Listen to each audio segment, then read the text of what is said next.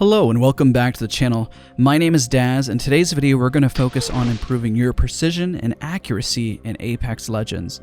If you're hungry for more Apex Legends content, be sure to check out my channel in the description down below. Now today the scenarios we are focusing on are all going to help you build those muscles in your hand and help you get those precision shots you're yearning for in Apex Legends. As you do these exercises, be sure to write down your original sensitivity because I want you to use this as your gym time. Don't be shy to raise or lower your sensitivity to find a flow of accuracy. A common question when improving precision is to use your base hipfire sensitivity, as it will naturally be your fastest sensitivity compared to your ADS sensitivity, which stands for aim down sights.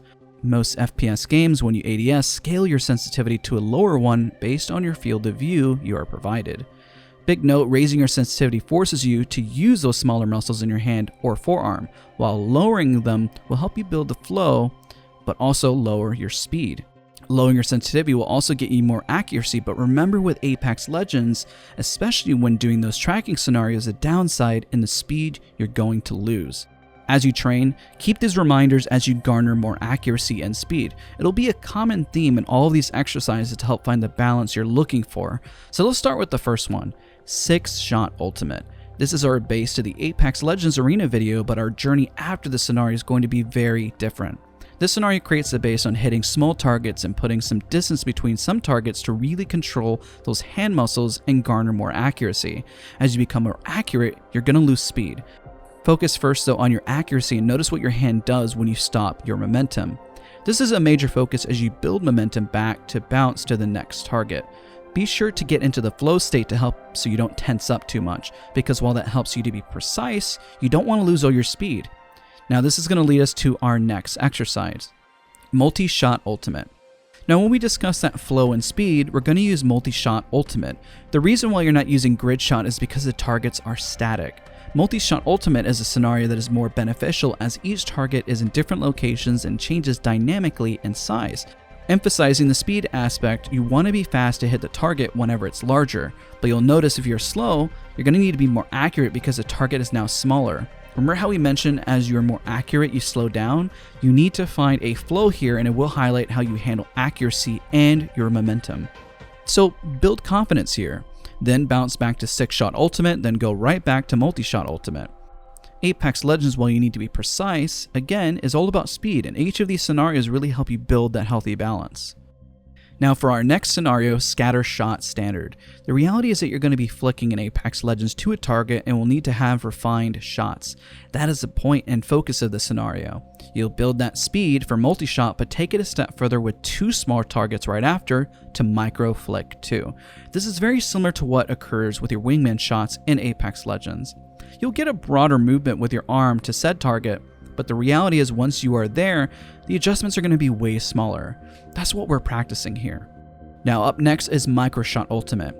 After your flicks, you might be struggling to hit those small targets. That's only natural, and making micro adjustments with your hand is much more difficult than making large movements. Use this as your way to work on the micro shots. This is very different from Sixshot Ultimate, as you pretty much are going to be working with a smaller space of your mouse pad. This is a way to refine your shot. Once you get your confidence, go right back to Scattershot Standard. Once back, what you're going to find is that it's not going to translate right away. That's okay. What's happening is that your flick is going to throw off your comfort that you built within the small part of the mouse pad. That is a point of the exercise, and understanding in Apex Legends, opponents will not always be set up in your optimal aiming spot on your mouse pad. So don't get discouraged if you bounce between scenarios and your scores do not shoot up right away. Just understand what you're working on and how you're improving. So up next is Headshot Precision. What we focused on before was the overall spectrum of microshot aiming, but now we're going to focus on the horizontal aim and crosshair placement.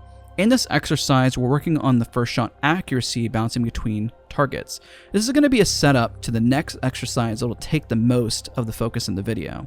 This exercise is important, but don't worry about getting too hung up on it. This exercise is really just to ground you, reset, and make sure that your crosshair placement is solid. Build that base here. Now as we lead up, Hordeshot Standard. Now this is where we tie everything together. First off, what I have discovered why this scenario is so good is when you shoot between targets, the movement is really small. When you 1v1 in Apex Legends, this captures that dynamic nicely. work on the scenario first without movement and get a higher score. You gotta land those headshots and be precise.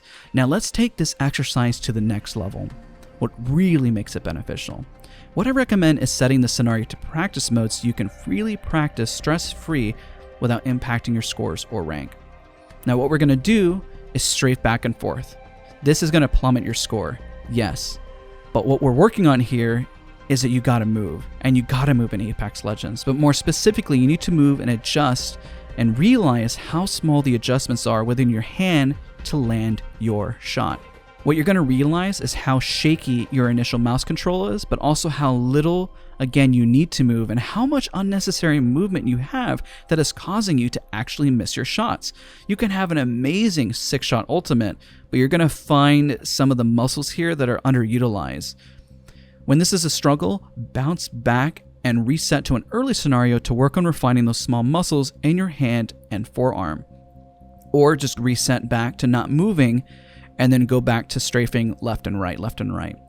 What we covered is 6 scenarios specifically for improving your accuracy on Apex Legends. The estimated practice time is 15-minute startup before you play, bouncing between your weakest scores or the scenario you find most frustrating.